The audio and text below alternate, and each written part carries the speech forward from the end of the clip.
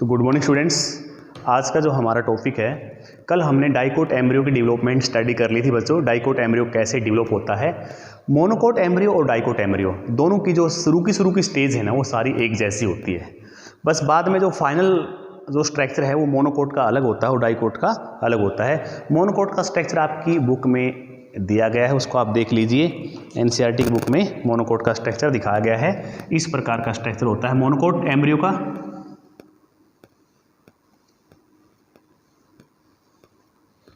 इस प्रकार से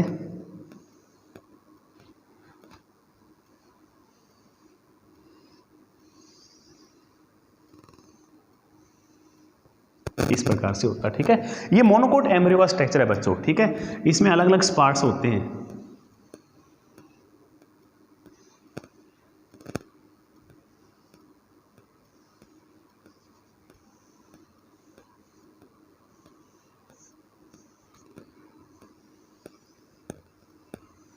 ठीक है, तो आपके सामने मैंने जो डायग्राम बनाया है, मैंने, किसका डायग्राम है बच्चों? मोनोकोट एम्ब्रियो का डायग्राम है। किसका डायग्राम है? मोनोकोट एम्ब्रियो का डायग्राम है। इसमें जो ये सिंगल आपको दिखाई दे रहा है, इसको बोलते हैं ये सिंगल कोटिलेडोन। मोनोकोट एम्ब्रियो में सिंगल कोटिलेडोन होता है, जिसको हम क्या बोलते हैं? स्क्यूटेलम। क्या बोलते हैं मेरे बच्चों? स्क्यूटेलम बोलते हैं। डाइकोट एम्ब्रियो में दो कोटिलेडोन होते हैं, जो आपने कल पढ़े थे। मोनोकोट एम्ब्रियो में एक छोटा सा सिंपल सिंगल कोटिलेडोन ही डेवलप होता है। ठीक है, और इसके ये एम्ब्रियो है, यानी एक मोनोकोट सीड के अंदर से एम्ब्रियो का स्ट्रक्चर आपको करा रहा हूं मैं। ये सिर्फ एम्ब्रियो का स्ट्रक्चर है, जिसमें एक सिंगल कोटिलेडोन है। और ये जो पार्ट है इसका, ये पार्ट और ये पार्ट, ये एम्ब्रियोनल एक्सिस यहाँ से लेके यहाँ तक, ये एम्ब्रियोनल एक्सिस है, जिसमें ये सूट एपेक्स है। यानी सूट एपेक्स का मतलब यहाँ से क्या निकलेगी? सूट। और सूट एपेक्स के ऊपर जो कवरिंग है, इस कवरिंग को हम क्या बोलते हैं? कोलियोक्टाइल। ये प्रोटेक्टिव कवरिंग है। इसी प्रकार ये रूट कैप वाला पोर्शन है, रूट कैप। ठीक है, रूट टिप यानी रेडिकल पार्ट। और इसके ऊपर जो कवरिंग है, इसको हम क्या बोलते हैं? कोलियोराइजा। क्या बोलते हैं? कोलियोराइजा बोलते हैं। और ये छोटा सा आपको रेड्यूस स्ट्रक्चर दिखाई दे रहा है, इसको क्या बोलते हैं? एपीब्लास्ट। क्या बोलते हैं इसको? एपीब्लास्ट बोलते हैं। एक प्रकार से ये रेड्यूस कोटिलेडोन है, क्योंकि आपको मालूम है मोनोकोट एम्ब्रियो में एक ही कोटिलेडोन डेवलप होता है, जो दूसरा है वो रेड्यूस फॉर्म में होता है, उसकी डेवलपमेंट नहीं होती, वो रेड्यूस फॉर्म में रह जाता है। तो आपके सामने एक मोनोकोट का जो है स्ट्रक्चर है। तो पेपर में आता है कि कोलियोक्टाइल और कोलियोराइजा का फंक्शन क्या है। ये दोनों सीथ, ये कवर होते हैं, ये प्रोटेक्टिव होते हैं। कोलियोक्टाइल किसको बचाती है? सूट एपेक्स को। और कोलियोराइजा किसको बचाती है? रूट रेडिकल को, रूट टिप, रूट कैप को बचाती है। यानी रेडिकल की कवरिंग होती है, याद रखना ये। ठीक है, रूट कैप और रेडिकल। तो ये पोर्शन जो है रेडिकल है, और रेडिकल के आगे रूट टिप और रूट कैप होती है, आप जानते हो। ठीक है, टिप के ऊपर रूट टिप मैं हटा देता हूँ यहाँ से, रूट कैप होती है लास्ट में, तो रेडिकल और उसके ऊपर लास्ट में रूट कैप होती है। आपको मालूम है रूट के ऊपर एक कवरिंग होती है, पेरेनकाइमेटिस कवरिंग होती है, रूट कैप, जो कि रूट को पेनिट्रेट करने में हेल्प करती है। तो ये पेपर में आ जाए डायग्राम 2 या 3 नंबर का, कि एक ड्रा कीजिए डायग्राम, तो आप कर सकते हो बच्चों। ठीक है, इसको मैं मिटा देता हूँ। अब में जो नेक्स्ट पोर्शन हमारा आज का है, वो है सीड के बारे में बच्चों।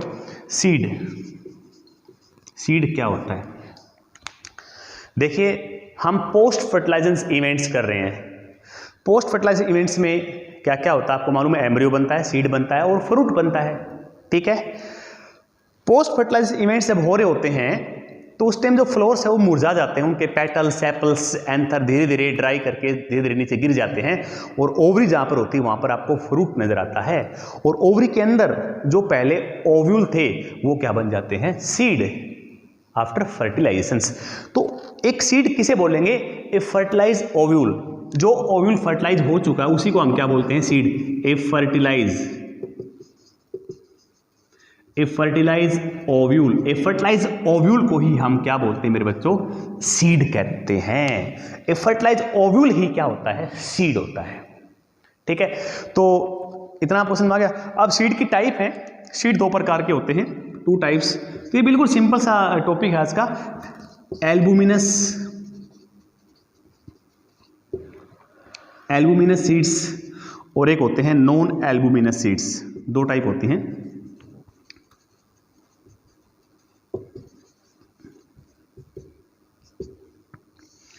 एल्बुमिनस सीड्स और नॉन एल्बुमिनस सीड्स, दो टाइप होती हैं सीड की, एल्बुमिनस और नॉन एल्बुमिनस, अंडरस्टैंड। तो जो एल्बुमिनस सीड है ये वे सीड होते हैं जिनके अंदर सीड बनने के बाद भी एंडोस्पर्म रहता है, यानी कि आपको मालूम है ना कि सीड बन रहा होता है तो उसके अंदर एम्ब्रियो जो डेवलप हो रहा होता है वो एंडोस्पर्म को कंज्यूम कर लेता है, लेकिन ये वे सीड हैं जिनमें एंडोस्पर्म बाद में भी रहता है, सारा का सारा कंज्यूम नहीं होता बाय डेवलपिंग एम्ब्रियो, तो इनके अंदर बाद में भी एंडोस्पर्म रहता है, इसलिए इनको एंडोस्पर्मिक सीड भी बोलते हैं। एंडोस्पर्मिक सीड मतलब ऐसे सीड जिनके अंदर एंडोस्पर्म रहता है। इसमें जो बेस्ट एग्जांपल है वो है व्हीट,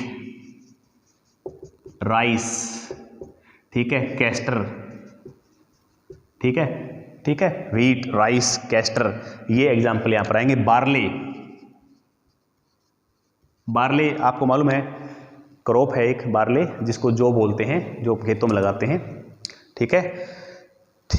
तो एक मैं इस वीडियो से एक जो हमारा स्टूडेंट है सनी स्टूडेंट, जो कि काफ़ी अच्छा स्टूडेंट है लेकिन वो ऑनलाइन क्लास ज्वाइन नहीं करता, तो उसे कई बार कहा गया भी ऑनलाइन क्लास ज़रूरी है, तो अब उसके पेपर हो चुके हैं उसके भाई के, तो मोबाइल उसके पास होगा ज़रूर, तो प्लीज़ भैया आप ऑनलाइन क्लास ज्वाइन किया करो, ये मत देखा करो वीडियो आ जाएगा, वीडियो तो हम भेजेंगे, ये हमारी ड्यूटी है, लेकिन ऑनलाइन क्लास में हम काफ़ी चीज़ डिस्कस करते हैं, आपस में पूछता हूँ मैं, क्वेश्चनिंग करता हूँ जो यहाँ पर नहीं कर पाता, तो वो आपकी ड्यूटी है, ठीक है। हम अपनी ड्यूटी दे रहे तो आपको भी तो देनी चाहिए ना, ओके, ध्यान रहे। तो व्हीट, राइस, कैस्टर, बार्ली ये कैसी सीड है? एल्बुमिनस। इनके अंदर क्या मिलेगा? एंडोस्पर्म मिलेगा सीड बनने के बाद भी।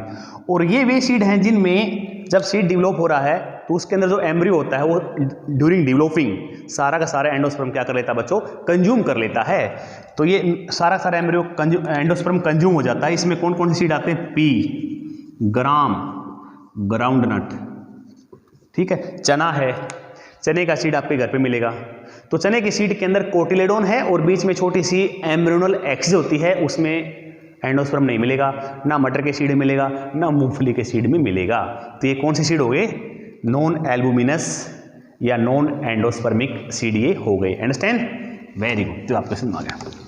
अब यहाँ पर दो ऐसे एग्जाम्पल है, मैंने बताया था कि बायोलॉजी में हमेशा एक्सेप्शंस वेरिएशंस बहुत ज़्यादा होती है।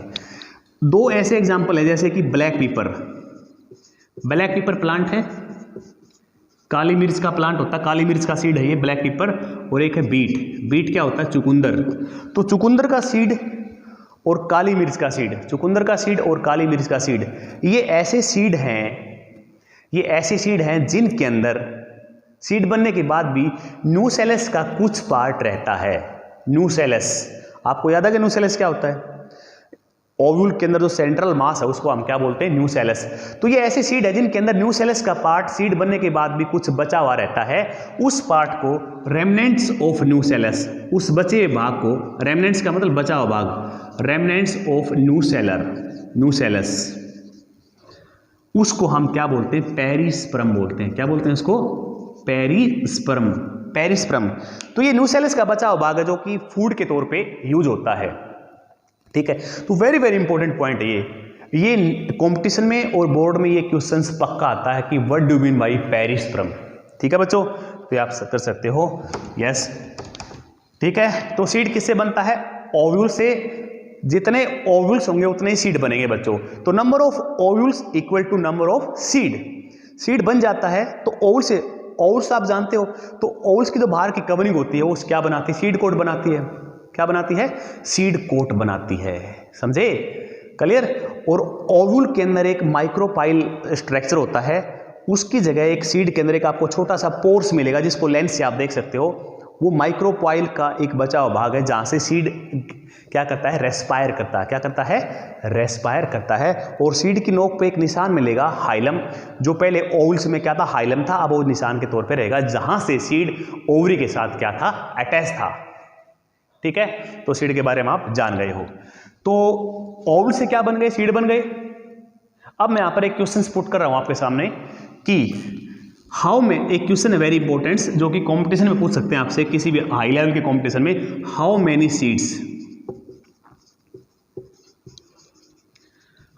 Seeds are formed, how many seeds are formed from, how many seeds, नहीं, इसमें क्वेश्चन ये रहेगा how many meiotic division, how how many meiotic division are required to produce 100 seeds. ये क्वेश्चन आपका है, वेरी वेरी इंपॉर्टेंट। अगर 100 seed बनने हैं तो कितने म्यूटिक डिवीजन होंगे? तो दिमाग लगा लेना, सीड कैसे बनता है आपको मालूम होना चाहिए, फर्टिलाइजेशन कैसे होती है, तो शुरू से दिमाग लगा लेना, वरना मैं आपको कल इसका आंसर बता दूंगा। वेरी वेरी इंपॉर्टेंट क्वेश्चन है, ओके, कि 100 सीड प्रोड्यूस करने के लिए कितने म्यूटिक डिवीजन की आवश्यकता पड़ेगी। चलिए बच्चों, तो ये आपका क्वेश्चन रहेगा आज का। अब हम आगे चलते हैं सीड में। अब हम फ्रूट्स पढ़ते हैं थोड़ा। सीड तो हमारा हो गया। जब सीड पूरी तरह से मैच्योर हो जाता है तो उसके अंदर 10 से 15% मॉइस्चर होती है, 10 से 15%। एक फुली डेवलप्ड सीड के अंदर, एक मैच्योर सीड के अंदर, पूरा सीड मैच्योर हो चुका है और ड्राई हो जाता है, उसके अंदर भी 10 to 15% क्या होता है? मॉइस्चर यानी वाटर होता है। ये वाटर जरूरी है क्योंकि बिल्कुल अगर ड्राई हो जाएगा तो उसके अंदर एम्ब्रियो जिंदा नहीं रहेगा। सीड बिल्कुल ड्राई हो गया, उसके अंदर एम्ब्रियो है, वो लिविंग है लेकिन वो डिवीजन नहीं कर रहा, इनएक्टिव है, उसकी सेल डिवाइड नहीं कर रही, जहां वही है लेकिन वो लिविंग है, उसकी सेल जिंदा है लेकिन डिवाइड नहीं कर रही। वो जो स्टेट है, स्टेट ऑफ इनएक्टिविटी, उसी को हम क्या बोलते हैं? उसको हम क्या बोलते हैं? Dormancy. A state of inactivity, A state of inactivity, A state of inactivity is called dormancy. A state of inactivity is called dormancy. तो ये इनएक्टिविटी की स्टेज है, डोरमेंसी इसको हम कहते हैं, स्टेट ऑफ इनएक्टिविटी। यानी कि एक सीड डोरमेंट का मतलब उसके अंदर जो एम्ब्रियो है वो इनएक्टिव स्टेज में है, वो जिंदा है लेकिन डिवाइड नहीं कर रहा। जब हम सीड को फेवरेबल कंडीशन देंगे, प्रॉपर मॉइस्चर, टेम्परेचर, ऑक्सीजन, तब वो एम्ब्रियो डिवाइड करेगा और उससे नया प्लांट्स जन्म लेगा, न्यू प्लांट। सीड की जर्मिनेशन से ही नए प्लांट्स का जन्म होता है, न्यू लाइफ की स्टार्टिंग होती है। Very very simple. तो आप क्वेश्चन में आ गया बच्चों। तो आगे बढ़ते हैं हम। आगे आपकी किताब में क्या दे रखा है? सीड के बारे में तो हमारा हो गया है। थोड़ा फ्रूट्स के बारे में। जब सीड बन रहे होते हैं तो ओवरी क्या बन जाती है? फ्रूट्स बन जाती है। तो ओवरी जो होती है वो क्या बनती है? फ्रूट्स बनती है। ठीक है। तो जो ओवरी की वाल है या जो फ्रूट की वाल है, एक ही बात है, उसको हम क्या बोलते हैं? पेरिकार्प। पेरिकार्प। तो ओवरी की जो वाल है, ओवरी से क्या बनेगा? फ्रूट बनेगा। तो जो ओवरी की बाहर की वाल है वो फ्रूट की वाल बन जाएगी, और जो फ्रूट की वाल है उसको क्या बोलते हैं? पेरिकार्प। और ये जो पेरिकार्प होती है ये कई फ्रूट्स में हार्ड होती है और कई फ्रूट्स में फ्लैशी होती है। ये आपके +1 में मैंने करा था फ्रूट्स के बारे में, तो वहां पर आप दोबारा से उसको रिकॉल कर सकते हो, अर्लियर क्लास को आपको याद आ जाएगा। ठीक है, यस। अब यहाँ पर फ्रूट्स की भी 2 कैटेगरी हैं। एक तो होता है ट्रू फ्रूट्स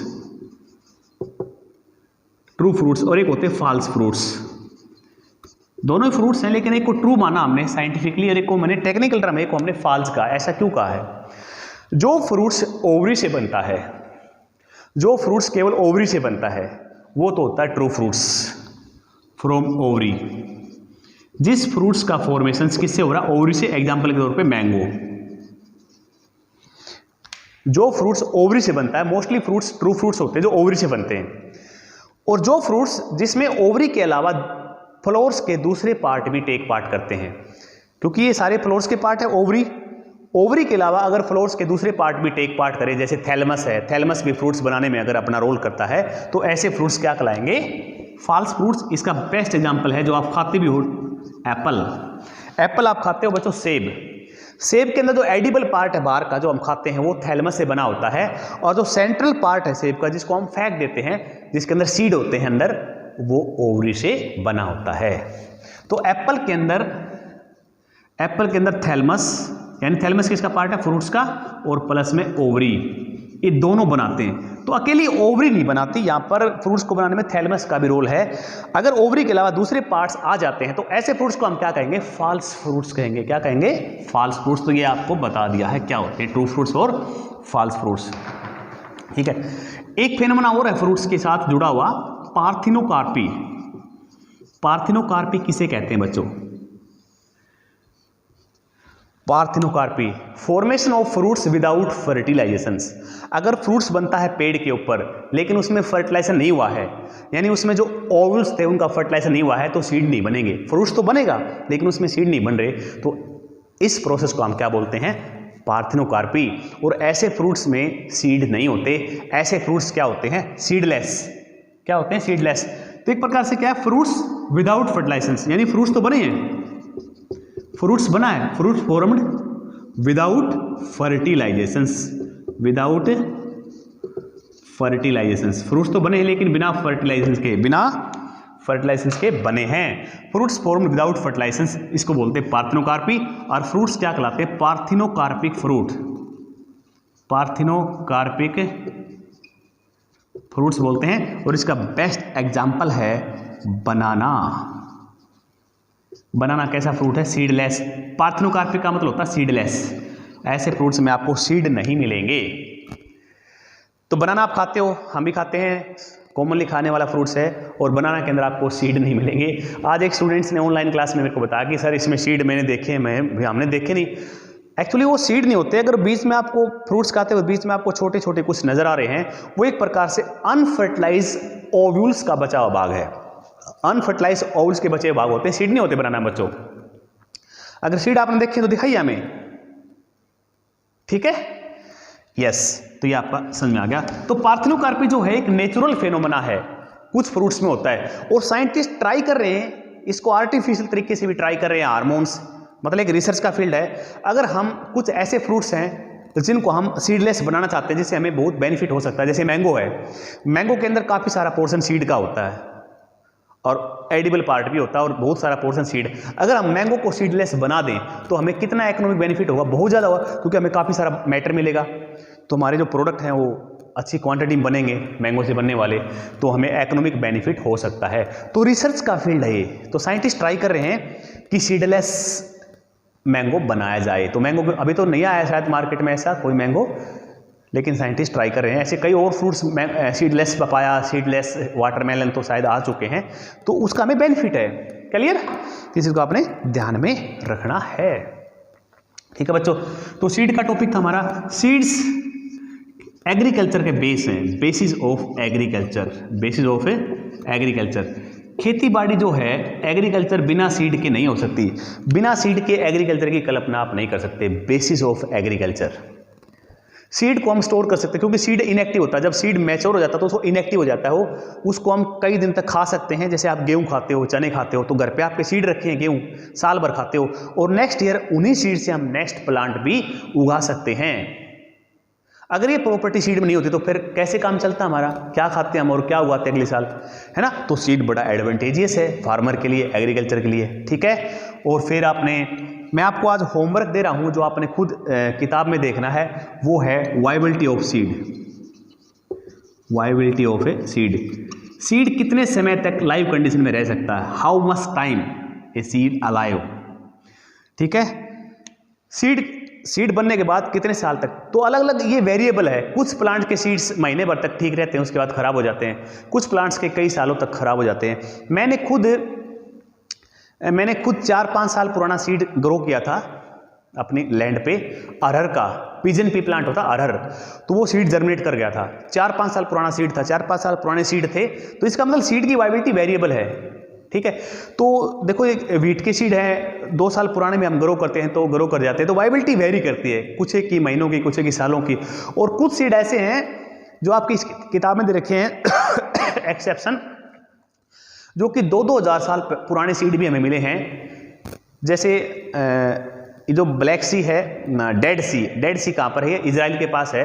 तो वहाँ पर कोई 2000 ईयर ओल्ड सीड मिला, किसका, डेट पाम का, खजूर का सीड मिल गया 2000 साल पुराना, और उसको जर्मिनेट किया साइंटिस्ट ने, तो जर्मिनेट कर गया। इसका मतलब उसके अंदर एम्ब्रियो जिंदा था, इनएक्टिव स्टेट में था लेकिन मरा नहीं था। 2000 ईयर। एक एग्जांपल और है लुपिनस का सीड्स, जो कि टुंड्रा से मिला है, बर्फ में दबा हुआ, वो 10,000 ईयर ओल्ड सीड था, लेकिन उसके अंदर एम्ब्रियो मरा नहीं था, वो वाइबल था। उसको जब हमने प्रॉपर कंडीशन दी, वो क्या कर गया, जर्मिनेट। तो वाइबिलिटी वेरी करती है, अमेजिंग है, ठीक है बच्चों। तो आज के लिए हमारा इतना टॉपिक काफी है, आपने पढ़ना है। अब हमारा लास्ट टॉपिक रह गया इस चैप्टर में, वो है एपोमिक्सिस, लास्ट टॉपिक। कल ये चैप्टर हमारा खत्म हो जाएगा। आज के लिए इतना ही काफी। Thank you lot.